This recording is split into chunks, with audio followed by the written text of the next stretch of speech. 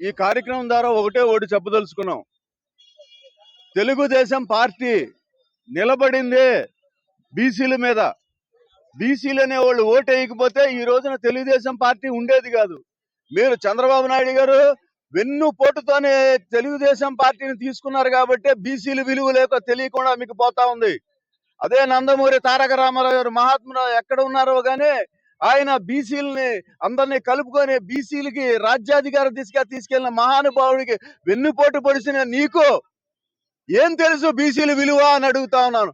ఈ రోజు నీ సామాజిక వర్గంతో యాదవుల మీద దాడి చేస్తా ఉన్నావు. నీ సొంత దత్తత గ్రామం అది.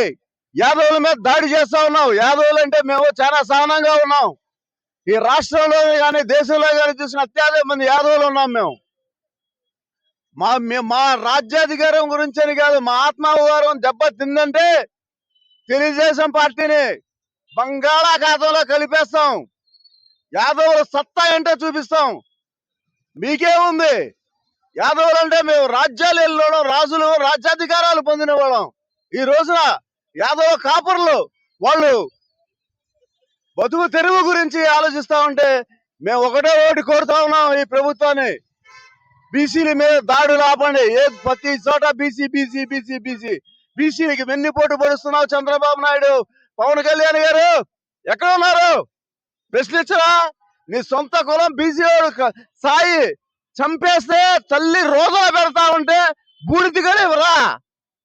అలాంటి యాదవుల మీద దాడి చేస్తే యాదవులు బుద్ధి చెప్తారు గట్టిగా. ఇలాంటి రోజు మళ్ళీ పునరావృతం కాకూడదు. మీరు ఎన్నికల హామీ ఇచ్చినట్టు బీసీలకు రక్షణ చట్టం కావాలి. దాని గురించి త్వరలోనే ఉద్యమ పోరాటాన్ని మేము ముందుకు తీసుకెళ్తామని చెప్పేసి మీకు కాల రాసే రోజు దగ్గర పడిందని చెప్తాను. యాదవ జోలికి వస్తే యాదవుడు ఏంటో చూపిస్తాం. యాదవ్ సత్తా ఏంటో చూపిస్తాం. ఒక్కడిగా ఎవరైనా సరే యాదవ్ జోలికి వచ్చారు అని అంటే 5 లక్షల 30 లక్షల పైన ఉన్న యాదవులు ఒక్కసారి దాడి చేస్తే ఆ ఉన్న నీ దత్తత గ్రామం ఎంత? నువ్వెంత?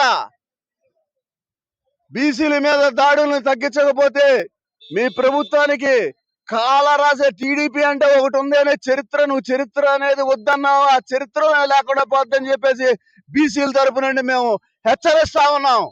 ఖబర్దార్ చంద్రబాబు నాయుడు, కూటమి ప్రభుత్వం.